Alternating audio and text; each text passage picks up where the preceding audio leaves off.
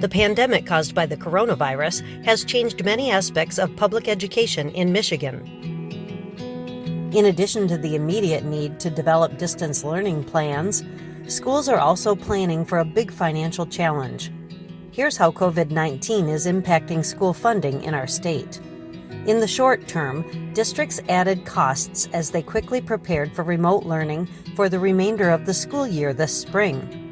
3 big areas of new expenses were ensuring that students in need continued to receive meals, making significant investments in technology, including laptops, mobile hotspots, and other tools to help students learn online, and printing and distribution of instructional packets.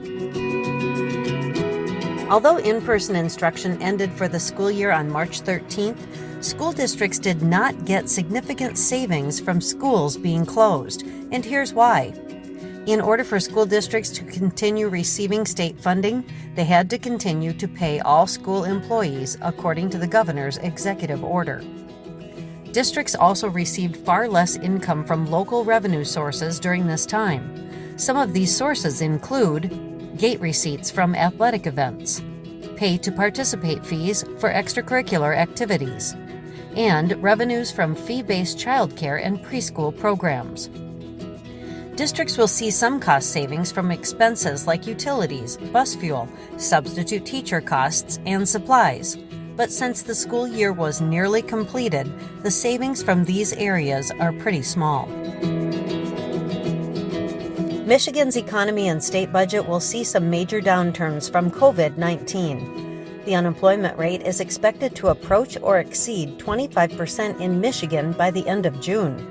This will have a direct impact on school funding. Here's how. Recently, the state held its official state budget meeting called the Revenue Estimating Conference.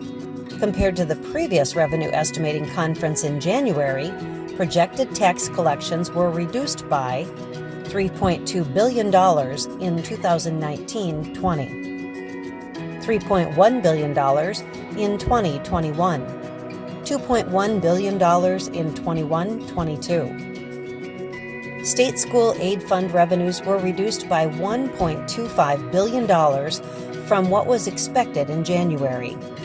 The total discretionary state budget is about $25 billion. $13 billion of that is funding for K-12 public schools.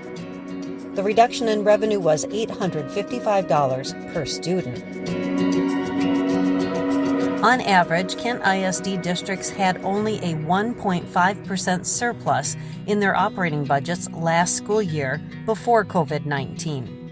A sudden reduction in state funding will result in immediate shortfalls in local district budgets. Districts will also have to address long-term needs and costs from the COVID crisis, too.